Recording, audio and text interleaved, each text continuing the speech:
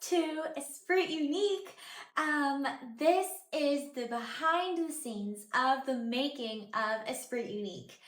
And you're might wondering, what is ESPRIT UNIQUE? Well, it's a TV show that I am making inspired by my own life and a dash of magic. So first, I'd like to tell you guys a little bit of who I am. I am Paula, and I speak 5 languages: English, Spanish, French, Korean, and German. I am a Harvard Book Prize laureate, a poet, and a young entrepreneur in tech. My first ever entrepreneurial endeavor was an online shop called ESPRIT UNIQUE Shop, actually. And I sold phone cases and pet accessories. This was back when I was like 15 years old. And then by 16, I started making this app called Paw Crush, which is a pet adoption app and also to go on double dates with your pet. I now have a TED Talk explaining all about this and more called Change the World with a Click. I am now the animal rights counselor for my city council, and I'm making this TV show to showcase how it all came about and including the setbacks. Like when I was disqualified from the Harvard Book Prize, I was literally told I wasn't Harvard material and got disqualified by my school, yet I still managed to win. Or when my app crashed in the middle of a giant tech fair. And just overall, the challenge of managing all this and sticking to my dreams despite anything else. It almost feels like all the odds are against you, but I truly want to inspire people through these stories so that you know that you can follow your dreams and become that unique spirit everybody is made for. So welcome to my channel. Welcome to ESPRIT UNIQUE. So ESPRIT UNIQUE at first wasn't just a TV show idea. It was actually my first username here on YouTube. I was about 8, turning 9 years old, and I was beginning to study French, actually. I really loved the sound of French, and I just got this idea of what username would describe me better? And I thought of the 2 words, unique spirit. And then I translated them in French, which is Esprit Unique, and I thought this is perfect. And so Esprit Unique was the representation of my public persona, me in a nutshell. And as a Leo, I love titles. I see my life throughout the different titles I've accumulated, and throughout my journey, especially beginning my teenage years, I pursued those titles, and I just love them because for me, they're like different eras within my life. So I'd love to begin with the first major title I fought for: Student Council President or Student Class President. I honestly don't remember if it was council or class, so let's stick with Student Class President. You see, I was new at this private high school, and for me, it was very different from what I was accustomed, because during elementary school, I honestly had the best time of my life in elementary school. Like, I had so many friends, everybody liked me, and I liked everybody, and it was just so healthy. Like, honestly, it was, the social scene was so healthy, it was so good. And even my whole classroom would be like, Paula for president, Paula for president, because everybody knew, I was like this overachiever, but they would actually embrace it. So yeah, anyways, I loved it. And then I went to a summer camp in Canada where Canadians are the friendliest people in the world. Then I came back and changed schools to this new middle school, and it all changed. Like seriously, I was not prepared for what was to come. But in this new middle school, I was able to choose to run for student class president. And I was like, yes, like let's do this. But actually it became a detriment to my social life, like big time. And it honestly didn't get better. Like throughout those years, like I was pretty much shunned from the school. And it was a really like Stargirl moment. I don't know if you've seen that movie or book.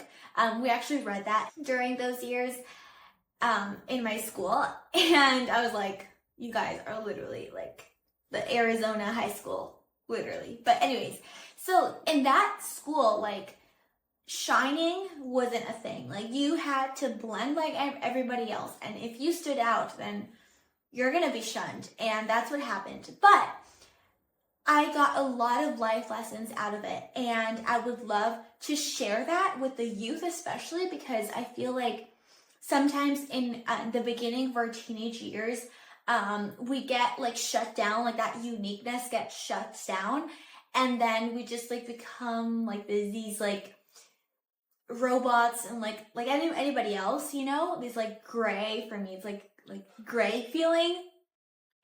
So I was like, no, like even if I have no friends, or even if, you know, they want to exclude me about anything, I will still be myself. And of course it wasn't easy at times. And of course, like also sometimes I was like, I just want to fit in. Like I just want to fit in. I just want to have friends.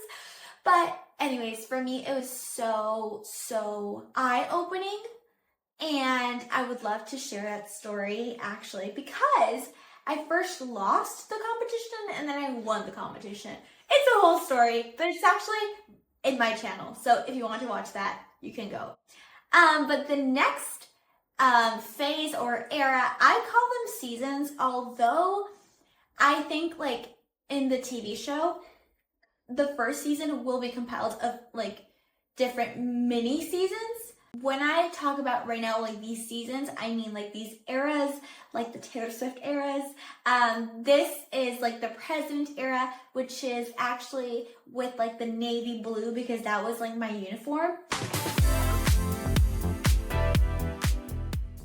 So after class presidency, I do get into this UN trip because I loved Model UN. Like it was one of the most fun things during that period of time where my social life was like not that good, but Model UN was so fun. And I got to be invited to the UN headquarters in New York City, and that trip was just so nice. It was actually a school trip, and I think it's just like a really fun, you know, little extra to the class president era-ish. So I have like secondary eras and then I have like primary eras. This is definitely like a secondary thing, but I think it's worth telling because it's just so much fun. That trip was so much fun, and I fell in love with New York City. It was the first time I was there, and New York City just like spoke to me, you know, all the Alexander Hamilton references, the Vanderbilt, the like all of the people there are in it to win it and to like do something in the world and be like a change maker. And I loved it. I really love, it's one of my favorite cities, if not like my favorite city.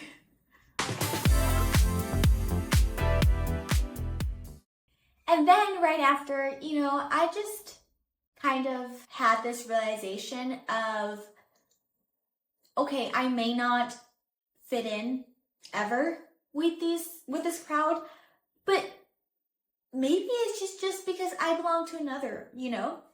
And that's when Rise for the World came in. Rise for the World was one of the biggest scholarships in the world, okay? And since I had this like overarching goal of going to Harvard, I was looking for a scholarship, and this opportunity, which is so amazing, like the actual competition was like a year, and I got to meet one of the brightest minds in the entire world, my age. So it was so much fun. There I fell in love with poetry. Like I had never been to a competition of poetry, and I just met so many wonderful human beings that I still talk to this day, and I finally just like embraced myself and then the goals I have and that community, even though it wasn't within the school that I was currently in. Then there is Harvard part. The Harvard Book Prize Award changed my view so much on the level of believing in oneself can truly change your destiny. It was huge. Okay, so I wanted to get into Harvard, and it was like my goal since the beginning of my teenage years. And I get this opportunity to compete in the Harvard Book Prize. And this award is for outstanding students that are most likely to get into Harvard. And the judges was going to be the Harvard Book Club of my city. So I was like, oh my gosh, like that's amazing. But my school decided to first have like a round, like a local round for them to judge and then send it to Harvard. And in that round, I get disqualified. And not only that, I get told that I was just simply not Harvard material. And so that was like, oh my gosh, like, should I listen to these people? Should I listen to the fact that they told me I was disqualified? Or should I listen to my heart and what my heart wants? And that little instinct of, there's a little voice in your head of like, just do it. And I sent in the email myself. And little did I know, I won the entire state. Like, I won it. And it was just like, wow, such a testimony of truly believing in oneself, of truly believing in that unique spirit.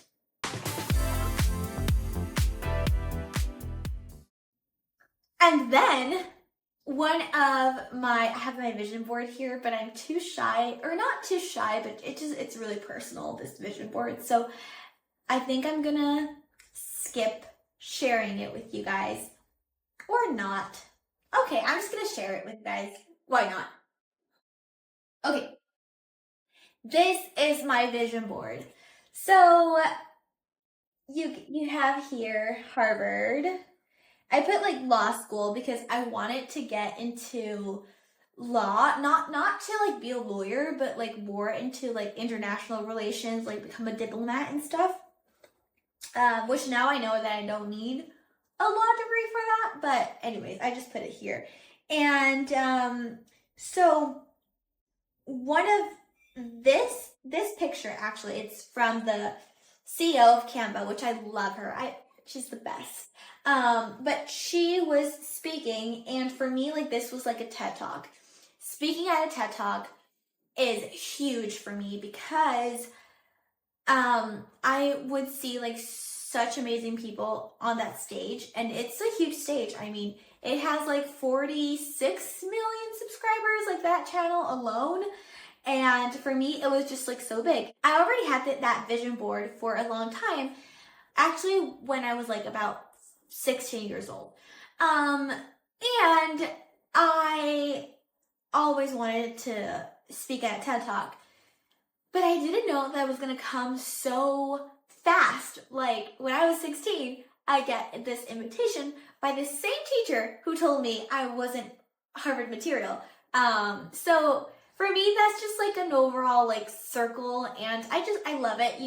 That teacher for me, like, she taught me so much about, number one, like actual writing and overall life, and I loved that moment when she asked me to inaugurate the first ever time my school was going to make this TED Talk. And I got to participate with the talk, Change the World with a Click, where I speak about my projects such as Paw Crush. Okay, so Paw Crush is a app that I founded with my mom, and it is a pet adoption app and also an app to go on double dates with your pet.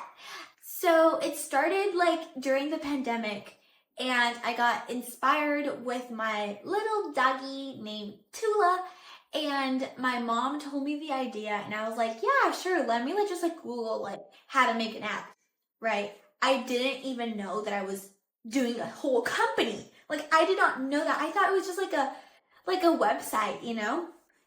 And little did I know, it was a huge project. I think it was one of actually the biggest project I've ever done until now. And it cost me blood, sweat, and tears. I'm not gonna lie. But it taught me so much. And Paw Crush has given me so much purpose, so much than I can ever imagine, and know it will give me even more. It was a phase of my life during the big grind hustle season, but I loved it. And even though I did sacrifice, some social life-ish, I do not regret it because Paw Crush has given me so much. And I love that project.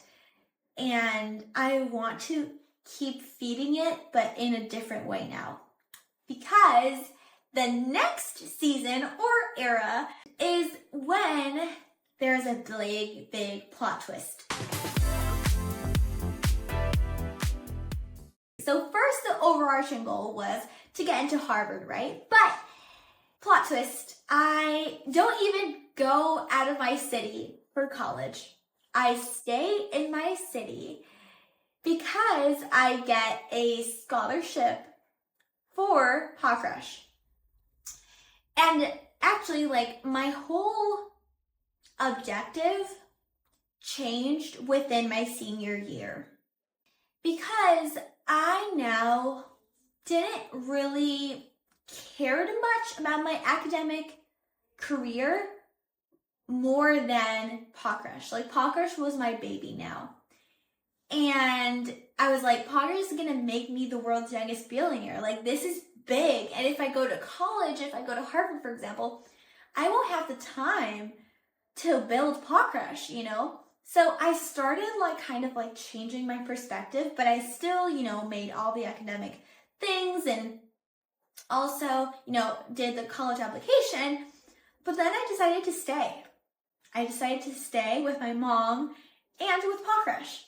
And I think it was one of the best decisions I made. I honestly do think that, despite the whole plot twist within my life, because I wasn't expecting that. I was always thinking that when I turn 18, when I go to college, I'm out of my city. But no, it didn't turn out that way. But I'm so glad how it all turned out. But then comes one of the darkest places in my life, although it's not super dark, but it is the furthest place I was within my true self. I did not recognize it at the time, but little by little, I was getting further and further away of my true, unique purpose in my life.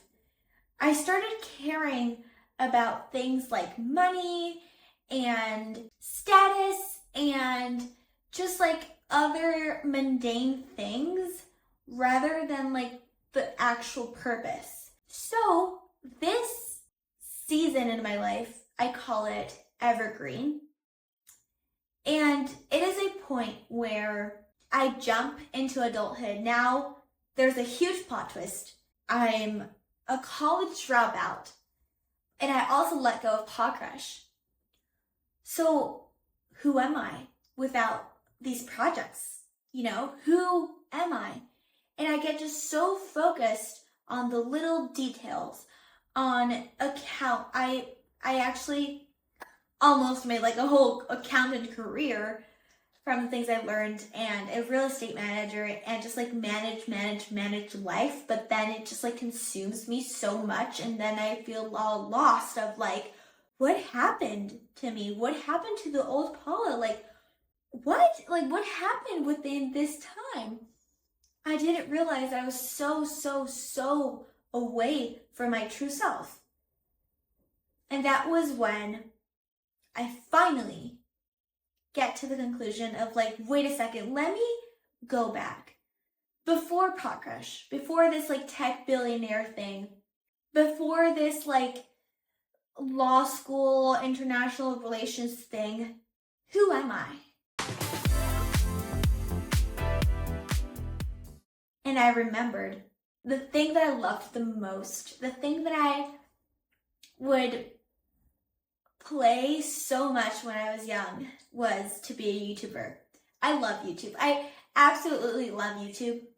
And even though I know that short form content is like trendy right now, I just have like this deep love for YouTube and this deep love for sharing. I always knew, and I still know, that my life would not be as purposeful if it's not with an audience, if it's not by sharing it. And I thought about my first project, ESPRIT UNNIQUE, but not ESPRIT UNNIQUE shop, no. ESPRIT UNNIQUE, the YouTube channel. And I was like, the public persona. That's it. It's ESPRIT UNNIQUE. Oh my gosh, like, and ESPRIT UNNIQUE compiles all this, like the president, the UN, the Rise, Harvard, Pot Crush, TEDx, all of it. Evergreen even. Just all of it. And that's how I knew I have to share my story. I have to share what I lived because it is worth knowing and it is worth, sharing with the world. And I'm not sure like why exactly, but I do have this visions of like the future that I want to build. And I am just so excited. So I was like, I want this not only like in a small phone screen, I want this in a big screen. How am I able to reach the most people possible? And that is through television. So I was like, I need to make a television show about this life, about my life. I need to make it. So that is the endeavor I am in now. The making of ESPRIT UNNIQUE. And not only the TV show, but the making of me.